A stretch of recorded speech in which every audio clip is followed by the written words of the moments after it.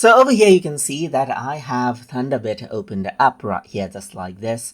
And if I were to go around over here, and let's say, for example, click on next right here, let me just select no pagination and then hit run now right here.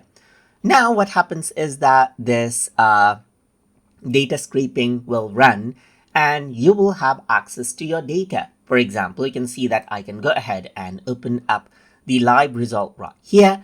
And then what happens is that I get the data right here.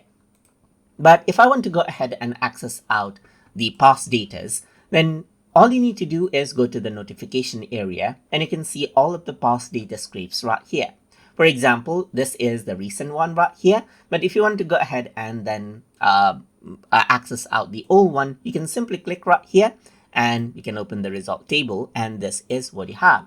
Let me just go ahead and try again. So this is the notification. So you can go around over here onto this one, and this is what you have, as you can see.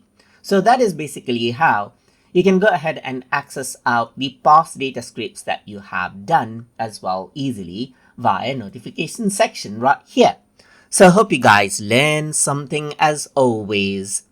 And as always, please like, comment, share, and subscribe.